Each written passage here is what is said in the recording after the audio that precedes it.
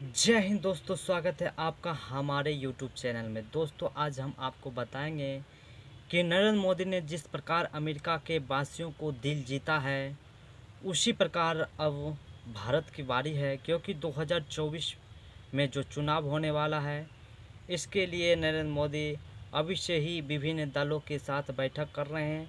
इसमें तो सर्वप्रथम बता दें कि नरेंद्र मोदी ने जिस प्रकार अमेरिका में गया था और वहाँ की जनताओं और वहाँ के लीडरशिप और वहाँ के जितने भी कैबिनेट में बैठक मंत्रिमंडल के साथ उन्होंने अपनी बैठक की और बात विचार किया और इस प्रकार से सम्मान पात्र उन्हें सम्मान किया।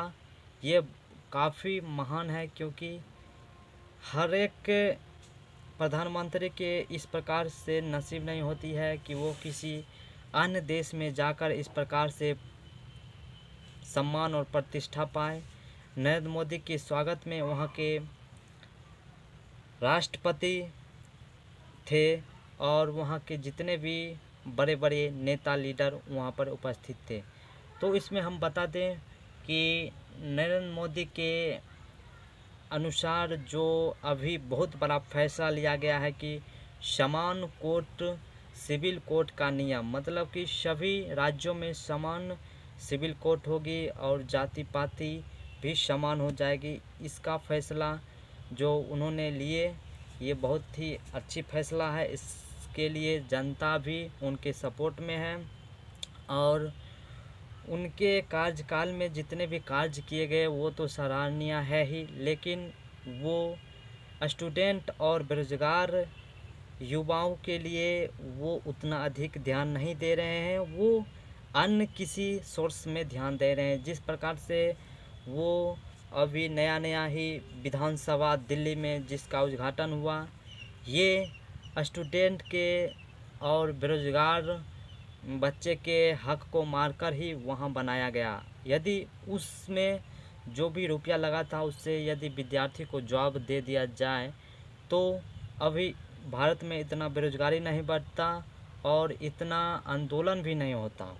तो सरकार तो ध्यान दे रही है अन्य सारी मुद्दाओं पर, लेकिन अब बेरोजगारी पर भी ध्यान दिया जाए, क्योंकि भारत में सबसे बड़ा एक मुद्दा है तो वो बेरोजगारी है। जब युवा खुश रहेगी तो देश हमेशा हमेशा ही मदहोश और खुश रहेंगे ही, क्योंकि युवा में जो ताकत है और जो जुनून होता है उससे हमारे देश की विकास की धारा से जोड़ा जाता है। क्योंकि अभी युवा बहुत सारे बेरोजगार हैं, वो घर पर बैठे हैं। इंडस्ट्री हो या विभिन्न तरह के काम रोजगार के लिए वो इधर उधर भटक रहे हैं।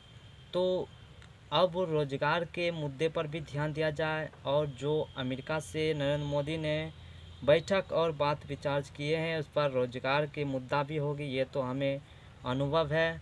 और वहाँ से जो रिलेशनशिप भारत और अमेरिका के बीच बनी है, इससे पता लगता है कि भारत अब फिर से विश्व गुरु होगा और भारत 1987 वाला नहीं है। अब भारत बदल चुका है और इसमें बदलाव के लिए बस एक ही मुद्दा बाकी रह गया है, वो है बेरोजगारी। क्योंकि कहा जाता है कि तलवार की छाया से हम इतिहास बनाना जानते हैं, जिस और जवानी चलती है उस और जवाना चलते हैं। इसलिए युवा लोग हैं, उसका फ़ायदा आप राजनीति में ना लें कि चुनाव आएगा तभी हम निकालेंगे वैकेंसी, क्योंकि अभी रेलवे की बहाली आने वाली थी तो वो भी नहीं आई। वो भी 2024 के चुनाव के अंतर्गत ही आएगी लगता है। और अभी आया है बिहार पुलिस, जो कि बहुत अधिक मात्रा में वैकेंसी तो है ही, लेकिन ये भी क्लियर होगा वो चुनाव के बाद ही। अभी तो वैकेंसी दिया गया, फिर जाकर सब ट्विटर कैंपेन करेंगे, तब जाकर एग्ज़ाम लिया जाएगा और एग्ज़ाम होने के बाद फिर 3-4 माह के बाद ही रिज़ल्ट भी दिया जाएगा। और फिर उसके लिए स्टूडेंट सब लोग ट्विटर कैंपेन करेंगे या फिर रोड जाम करेंगे या दंगा करेंगे। जिस प्रकार हुई थी वो आर्मी वाले जो था हुआ था अग्निवीर वाला दंगा, उसी प्रकार से हो जाएगी। तो इसके लिए जो भी एग्ज़ाम है वो समय पर कराएं और समय पर रिजल्ट दें। इसको चुनावी या वोट बैंक नहीं बनाएं रोज़गार को, और अधिक से अधिक मात्रा में रोज़गार दें। और जिस प्रकार से अब जो नीतीश कुमार कह रहे हैं कि हम प्रधानमंत्री बनेंगे, या फिर वो जिस प्रकार से मनीष कश्यप अभी जेल में बंद है, इससे लगता है कि फिर बिहार की जो भी राजनीतिक है वह डगमगाएगी ही। क्योंकि नीतीश कुमार तो कह रहे हैं कि हम प्रधानमंत्री बनेंगे, लेकिन उनके शासनकाल में किया गया कार्य, पहले के 10 साल में तो वो अच्छे कार्य किए थे, लेकिन अब वह जो 5 साल है, 15 साल होने वाला, उसमें वो सही रूप से बिहार को सुधारने में नहीं अपना समय दे रहे हैं। जिस प्रकार से बेरोजगारी बढ़ा दिए हैं माननीय मुख्यमंत्री श्री नीतीश कुमार, उससे लगता है कि अब सभी विद्यार्थी को पत्रकारिता करना चाहिए, वो अपनी हक की लड़ाई खुद लड़नी चाहिए, और अब कलम नहीं बल्कि माइक उठाना चाहिए। क्योंकि अब कलम उठाने का समय नहीं है, क्योंकि अपनी हक की लड़ाई हमें खुद लड़नी पड़ेगी।